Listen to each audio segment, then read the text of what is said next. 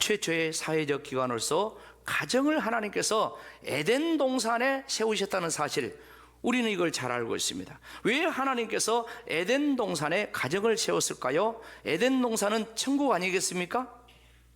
그래서 오늘 제목도 가정천국을 이루자는 이런 제목을 이제 달아서 말씀을 드리는데, 우리가 하나님께서 처음 창조할 때 그 가정의 그 기본, 가정의 최초의 그 모습, 그거는 에덴 동산의 천국의 가정이었다는 것이에요. 이것을 우리가 꼭 기억하고 믿음으로 나아가야 됩니다. 여러분, 예수님께서 공생애를 시작하면서 많은 기적을 행했어요. 많은 이적을 행했어요. 그런데 가장 첫 번째 이적을 행한 것이 무엇입니까? 갈릴리 가나의 혼인잔치집에 가서 포도주가 떨어졌을 때 물이 포도주 되게 하시면서 그 혼인잔치가 원만하게 치러질 수 있도록 그 결혼을 축복하는 이 일을 이제 기적을 이루면서 가장 먼저 예수님께서 하셨다, 이렇게 성경에 기록되어 있습니다. 그리스에서 내려온 그런 이야기입니다. 사람들이 행복해야 되고 또 감사해야 되고 그렇게 살아야 되는데, 그냥 진정한 이 행복을 모르고 알지 못하고 늘 불평하고 원망하고 막, 그게 온 나라 백성들 가운데 이게 막 이 독버섯처럼 퍼져나가는 거예요.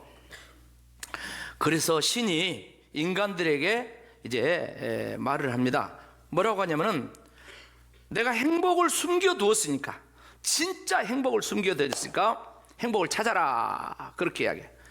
그러니까 너도 나도 할 것 없이 막 행복을 찾아서 이곳저곳으로 아주 막 찾아다닙니다. 모든 사람들이 진정한 행복을 찾아다녀요. 근데 아무리 행복을 찾아 돌아다녀봐도, 어디를 가봐도 자기를 정말 만족하게 해줄 수 있는 진정한 행복이 없는 거예요. 그래서 이제 지치고 널브러진 그런 육체, 그 피곤한 육체를 이끌고 집으로 돌아왔어요. 가정으로 돌아왔어요. 가정으로 돌아오니까 너무너무 좋은 거야.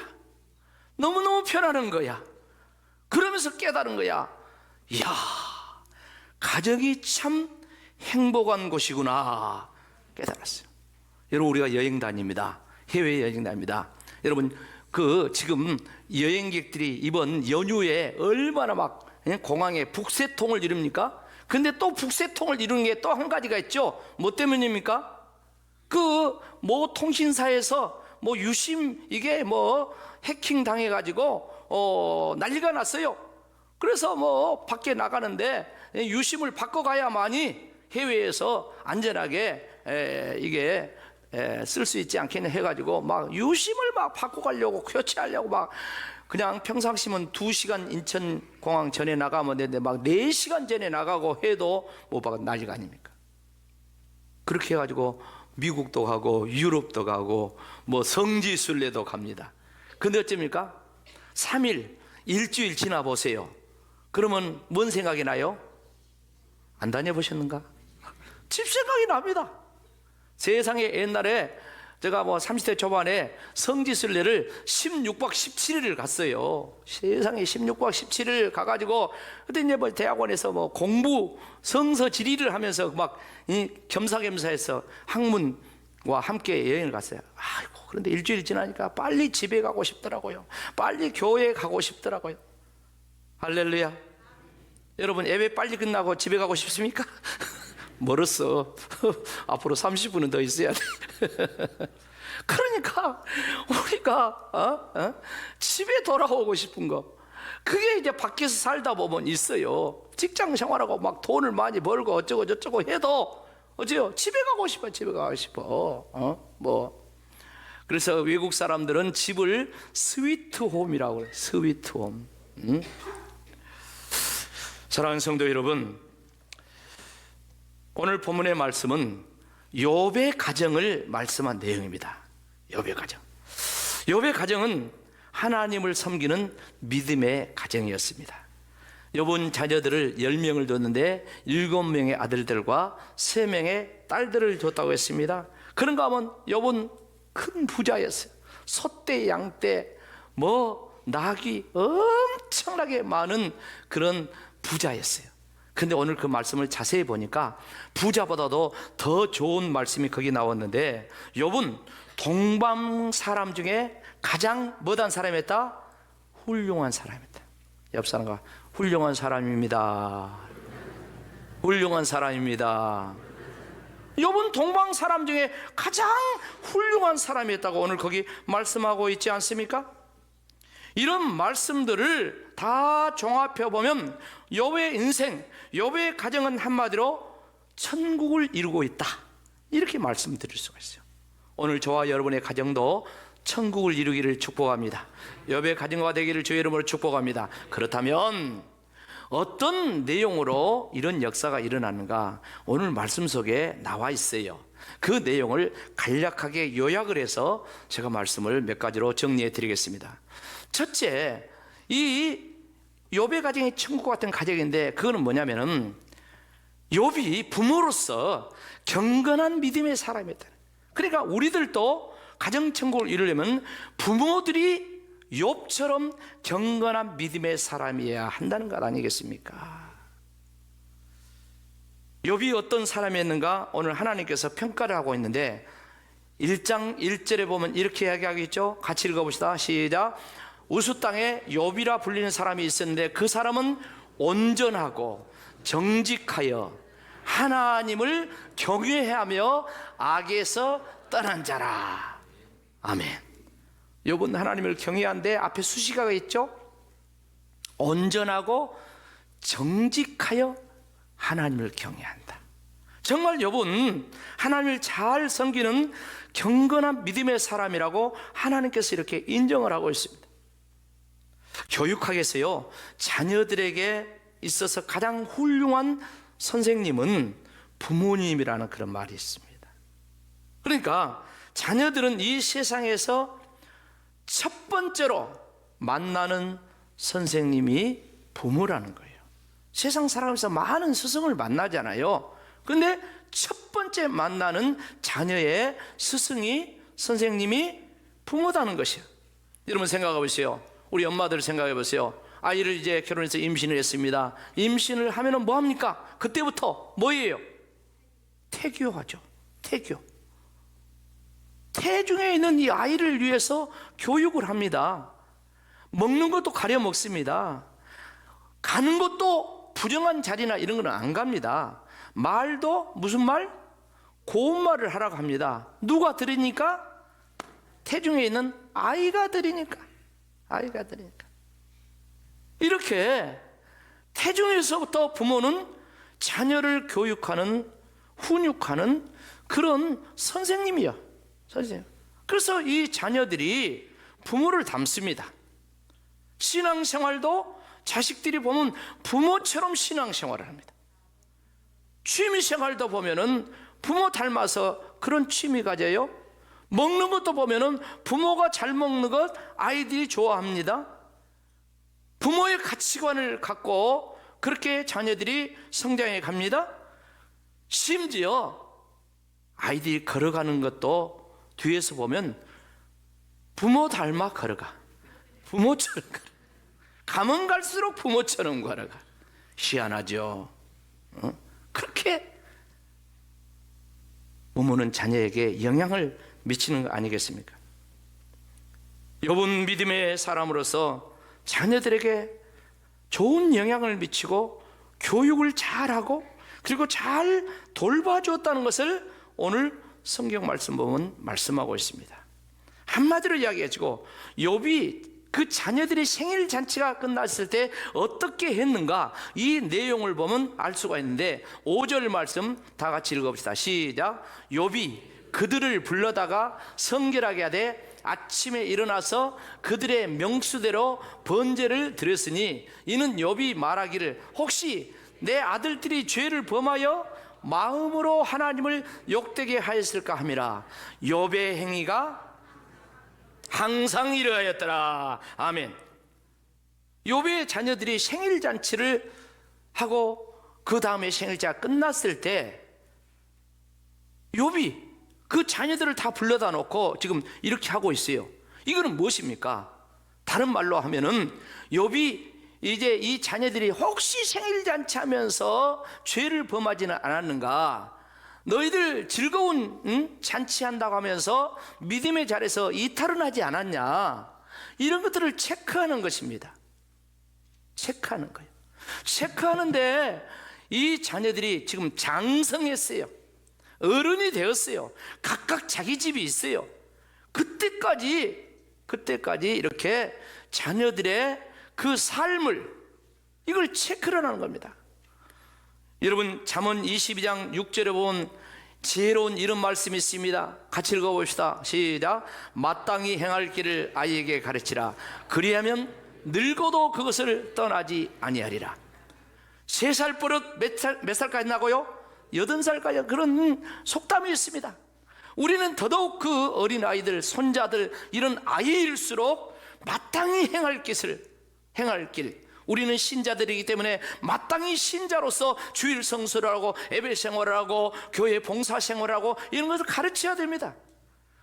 마땅히 행할 것을 가르쳐야 돼요. 마땅히 행할 인륜, 도덕, 시민의식, 이런 것들을 자녀들에게 가르쳐야 돼요. 그런데 어린 아이들에게만 가르친 것이 아니라 욥은 바로 다 커서 각자 자기 집에서 분가해서 살고 있는 그 자녀들도 불러다 놓고 가르쳤다는 것입니다.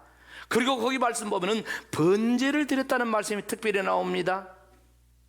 여러분, 제사가 많아요. 그런데 죄를 지었을까 싶어가지고 이제 생각하면서 번제를 드렸다 했습니다. 성경의 제사를 보면 특별히 죄를 지었을 때는 속죄제를 드려야 되는 거예요. 속죄제, 죄를 속하기 위한 제사. 그런데 욥이 죄에 대한 이야기를 하면서 번제를 드렸다는 말씀을 했습니다. 여러분, 번제가 무슨 제사입니까? 번제의 의미가 뭡니까? 다 같이 읽읍시다. 시작. 번제는 하나님께 온전히 헌신을 다짐하는 제사다는 것입니다. 그러니까 죄에 대해서는 당연히 회개해야 될 뿐만 아니라 그렇게 잔치하고 즐겁게 살다가 술 마시고 이렇게 하다가 하나님 앞에 믿음의 자리, 충성봉사, 헌신의 자리까지 흐트러지지 않았겠냐. 그래서 그것을 지금 바로 잡는 것이에요. 사랑하는 성도 여러분, 한번 곰곰이 생각해 보십시오. 우리가 세상에 나가서 세상 쾌락과 세상 즐거움과 세상 많은 그런 놀이들이라든가 그런 것들 막 푹 빠져 있어 봐요. 그럼 푹 빠져 있고 그런 가운데서 이제 교회에 와서 충성, 봉사, 헌신 잘 됩니까? 안 됩니까? 안 해봤습니까?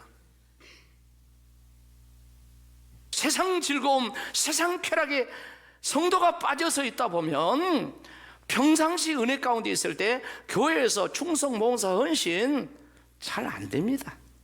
힘들어요. 그래서 욥은 바로 흐트러진 이 헌신 봉사의 자세들을 가다듬는, 이걸 자녀들에게 시켰다는 거예요. 죄에 대해서는 당연히 회개하라 하고, 흐트러진 섬김과 봉사의 자세, 신앙생활에 흐트러진 이런 것까지도 가다듬으면서 정말 경건하게 그렇게 살도록 했다는 것입니다. 저는 우리 성도들 가운데 정말 감사하면서 감동을 받는 그런 부분들이 있는데요. 우리가 매월 1일 날 월삭 이제 새벽 기도를 하지 않습니까? 온 가족 월삭 새벽 기도 하면서 이제 자녀들과 함께 한다고 했는데 뭐 자녀들이 얼마나 있겠어요? 몇 명 안 나와요.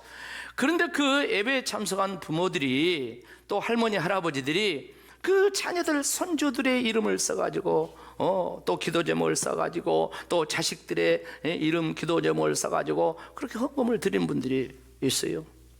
그리고 이렇게 주일날 예배 나와도 여러분들 보면은 이 감사헌금이나 뭐 헌금을 드릴 때 보면 거기에 보면 그 자식들을 위해서, 손자들을 위해서 그 기도 제목을 적어가지고 이걸 이렇게 하나님 앞에 드리더라고요. 그런 것들이 정말 바로 오늘 이 시대의 욥의 모습이 아니겠는가. 내 자녀가 잘되기를 축복합니다. 그런데 우리는 과로 믿음으로 잘되기를 축복합니다. 주 안에 잘되기를 축복합니다. 바로 그런 것이 우리가 세상 사람과 다른 것이에요. 세상 사람과. 그래서 우리는 우리 부모들이 욥처럼 경건한 믿음의 신앙생활을 할 뿐만 아니라 자녀들에게 다른 건 못 물려줘도 믿음의 유산을 물려줘야 돼. 다른 건 못 가르쳐도 예배를 가르치고 신앙생활 잘 주 안에 살아라. 다른 것에서는 조금 이제 그냥 눈 감고 넘어가줘도 예배 생활 잘 않고 신앙생활 흐트러 이것은 하여간 그냥 넘어가면 안 돼요. 이건 영혼이 달려있기 때문에 그런 믿음의 역사를 이룰 때 우리 가정 천국을 이루는 기초가 다져질 줄로 믿습니다. 그 다음에 두 번째, 가정 천국을 이루려면 자녀들이 화목해야 된다는 거예요. 자녀들이. 이제 자녀의 역할. 우리 자녀들이 화목해야 돼. 욥처럼 부모님만 믿음을 갖는다게 되는 것이 아닙니다. 자녀들이 화목하면서 우애하면서 부모 근심 걱정시키지 않으면서 그렇게 살아야 된다는 것이 오늘 본문에 나오지 않습니까? 자, 욥의 자녀들이 어떻게 살았다 했습니까? 4절 말씀 다 같이 읽읍시다. 시작. 그의 아들들이 자기 생일에 각각 자기의 집에서 잔치를 베풀고 그의 누이 3명도 청하여 함께 먹고 마시더라. 아멘.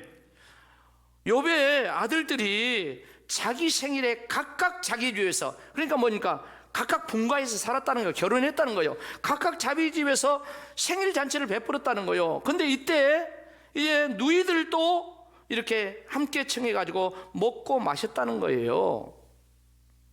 여러분, 생일 잔치를 맞을 때 잔치를 열어서 10명의 이 형제들이 함께 축하하고 즐거워했다는 그런 말 아니겠습니까?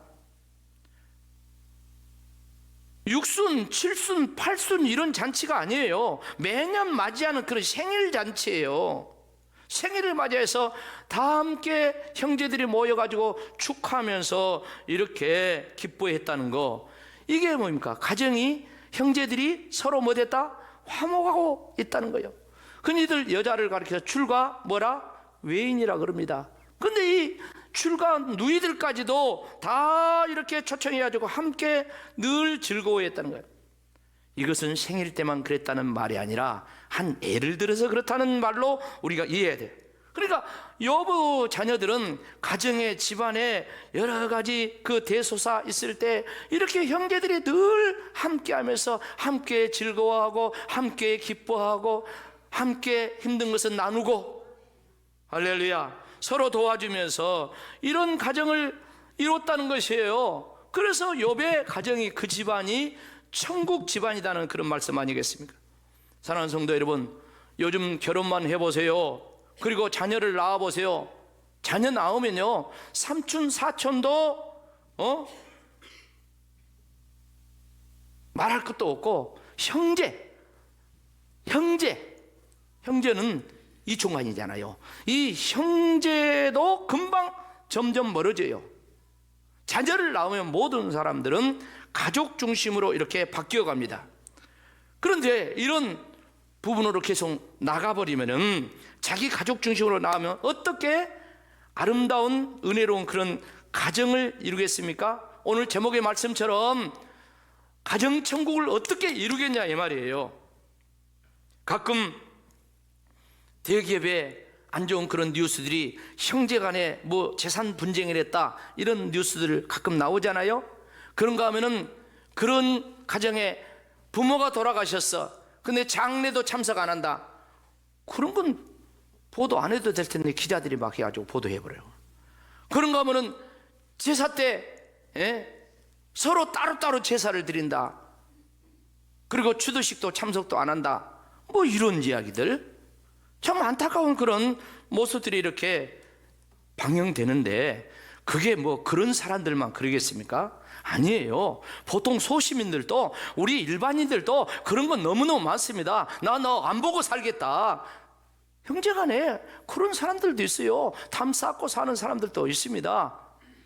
그런 상황 속에서 어떻게 가정천국, 집안천국을 이루겠습니까? 절대 그럴 수가 없죠. 우리가 다음 주에는 또 어버이 주일이기 때문에 제가 어버이에 대한 그런 부모를 공개가 자기 이런 설교를 또 준비해서 하고 그러겠죠. 좀 준비하고 그래 하는데, 근데요, 아무리 그렇다 할지라도, 자식이 부모를 잘한다 할지라도, 부모는 자녀들이 서로 우애하고 서로 화목하고 서로 싸우지 않고 서로 도와주고 서로 나눠주고 그럴 때 부모가 행복한 거야. 사랑하는 성도 여러분, 아까도 우리가 이제 찬송을 불렀는데 사철의 봄바람 불어있고 찬송 불렀잖아요. 이 찬송의 가사 내용을 보면은 그 예수님을 섬기는 그 가정의 화목함이 가득하게 묻어나는 그런 모습입니다. 원래 이 찬송의 제목은 우리 집이라는 그런 시였어요. 전영택 목사님이라는 분이 이제 시를 썼어요. 그리고 여기에 곡을 붙인 분이 숙명여대 교수였던 구두의 교수님이 이제 곡을 이렇게 붙여가지고 우리가 많이 이렇게 부르고 있습니다. 크리스찬의 그 아름다운 그리고 은혜로운 그 사랑하고 서로 화목한 그 가정을 잘 노래해 주고 있어요. 믿음의 반석 위에 세워진 가정 노래하고 있지 않습니까? 거기에 하나님의 은혜가 있고 거기에 행복이 있다고 말씀합니다. 2절 3절 가사의 내용을 보면 한간의 초각, 한 칸, 집 한 칸, 방 한 칸, 저 토지 5mm 쪽에 가면 몇 칸짜리 집이 있어요. 저는 그리스 사람들은 자부심을 가져야 돼. 근데 한 칸, 얼마나 가난하면 한 칸이겠어요. 한 칸. 근데 그 한 칸의 초가집이라 할지라도 우리가 주님과 함께 믿음으로 살면서 사랑하고 우애하고 함께 식사하고 함께 먹고 마시는 이 가정이 천국이다. 할렐루야. 그렇게 말씀하고 있어요. 여러분, 가정이 천국이라는 말, 가정이 교회다는 말, 이런 말에서 굉장히 중요한 언어로 우리가 늘 듣고 있는 말인데, 유명한 종교개혁자, 신학자 칼뱅이라는 사람이, 칼빈이라고 하죠. 이분이 이런 이야기에서 같이 읽어봅시다. 시작. 가정은 교회 안에 있는 또 하나의 작은 교회다. 가정은 교회 안에 있는 또 하나의 작은 교회다. 그렇게 이야기했어요. 그런가 하면 유명한 시인 괴테, 여러분 괴테 잘 알잖아요. 괴테가 뭐라고 한 줄 아십니까? 괴테는 이런 이야기했어요. 같이 읽어보세요. 시작. 왕이든 농민이든 가정에서 평화를 찾을 수 있는 사람이 행복한 사람이다. 왕이든 농부든 초가집에 사는 농부든 간에 가정에서 평화, 무슨 평화? 세상이 주는 평화가 아니라 하나님이 주신 평화, 이 하나님의 평화를 찾을 수 있는 사람이 진짜 하나님 주신 행복한 그런 인생이다. 그렇게 말씀했어요. 사랑하는 성도 여러분, 5월 가정의 달을 시작하면서 오늘 이 시간 우리 가족 구성원들을 뒤돌아봤습니다. 우리 가정들이 믿음의 반석 위에 굳건히 서기를 주의 이름으로 축복합니다. 우리 모두 다 믿음 안에서 즐거운 동산 같은 그런 가정 만들기를 노력하기를 축복합니다. 무엇보다도 우리 부모들은 먼저 믿음의 본을 자녀들에게 보이고, 그리고 자녀들을 믿음으로 잘 양육하고, 그래서 믿음의 유산이 계속해서 되물리는 그런 역사가 있어야 될 거예요. 그런가 하면 우리 자녀들은 부모를 공경하고 또한 형제간에 서로 사랑하고 화목하고 그렇게 믿음으로 사는 그런 모습이 있어요. 그런가 하면은 우리 가정에 언제나 예수님을 주인으로 모시고 왕으로 모시고 가정 천국을 이루는 저와 여러분 되시기를 주의 이름으로 축복합니다. 아멘.